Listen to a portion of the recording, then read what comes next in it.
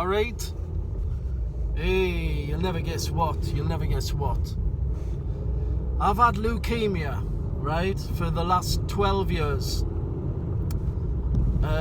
Actually, it's 12 years today. To this very day, 25th of January 2013, I was diagnosed with leukemia. A specific type of leukemia called chronic myeloid leukemia, CML. Yeah. Now, CML used to be a killer illness, right? If you got diagnosed with CML, you had about 2 years to live, and then you'd be done. But 20, 30 years ago, the scientists discovered something called the Philadelphia chromosome, which is, well, I don't know the whole science behind the research that led to the drugs that basically keep me alive today. I should really read the book. There's a book about it called the Philadelphia chromosome, subtitle. I've never read it, but I fucking should. And I will do. I'll get round to it eventually. But point is, scientific research led to the development of a drug called imatinib, which is a tyrosine kinase inhibitor. It basically,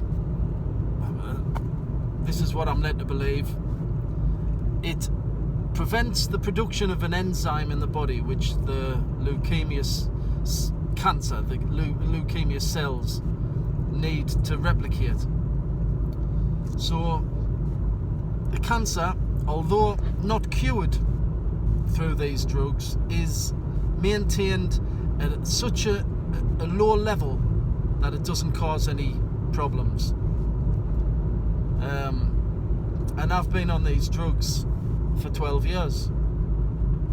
Now, this past week, unbelievably, a mate of mine has been diagnosed with CML. Bear this in mind, right? There's only around 600 people diagnosed with CML in the UK every year. 600. We're living in a population of whatever it is, 70 million. The chances of someone you know if you've got CML, the chances of someone you know getting CML are fucking ultra slim. I've had a 12 year. I've never heard of anyone, and I know a lot of people, I've never heard of anyone with CML that I know personally. Obviously there's Facebook groups and all that, but they're all strangers. I've never met, I don't know these people. But now, this past week, a mate of mine, someone, not only someone I know personally, but someone I've hung around with in the past, I've had sessions with, I've been to gigs with, I've been to nightclubs and pubs with, someone who lives on my estate, fucking few minutes walk from my house, someone who's, you know, it's bizarre that he's been diagnosed with CML. So after 12 years, I've now got a CML friend, which is mad. But I tell you what, it's been good, man, because, I mean, obviously I'd rather he didn't have bloody leukemia, but he got in touch when he found out. But he was in hospital when he got in touch, and he knew I had it, and we got chatting about stuff, and I was able to put his mind at ease, and, you know, assure him that the drugs that he'll be on will save his life, and he'll be around for a long time. And, you know, because he didn't know anything about it. Like me, when I was diagnosed, I didn't know anything about CML, never heard of it. And he was the same, totally ignorant to it, you know. So chatting with him via Messenger while he was in hospital, waiting for his results and that, and waiting to to be let out with and put on the drugs and stuff. It helped him, man. It helped him. So finally my cancer had a purpose. You know, I was able to help someone in their hour of need. I didn't have that when I was diagnosed. I didn't know anybody. Didn't know any fucker. I was on my own, man. Didn't know anybody with that illness who could... I found out later on, a friend of mine, her mum had it, but she was like a pensioner, you know. She was much older than me, in her 70s or something. And I only ever spoke to her on the phone because she lived in Durham, miles away from me. So, but she was a help. Not at first, it was a bit later, but yeah, she was a help. Whenever I had worries, I could ring her up and she'd make us feel better.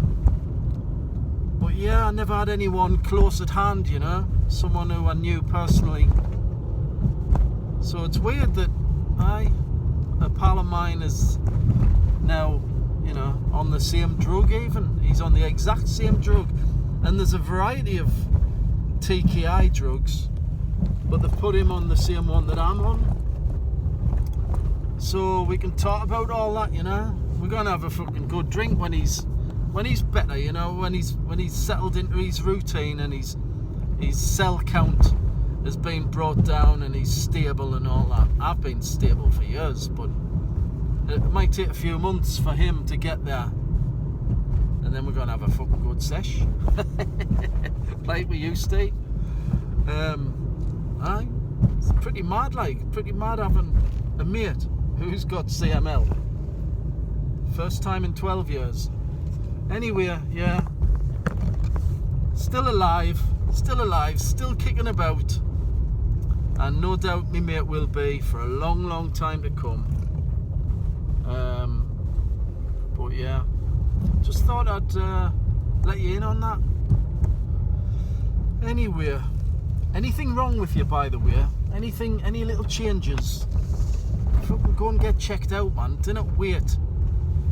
I waited too long. My mate waited even longer. He was really ill when he went into hospital. He was quite lucky that they could bring him back from that, because it had advanced quite a way, you know. He was ill. He had a lot of symptoms going on. So any changes in your body, get them checked out, man. Get some tests done, because you never know. And the sooner they detect it and get on top of it, and I'm talking about any cancer here, the better. Get it checked out, get it tested, get fucking on the treatment as soon as you can. Sorted.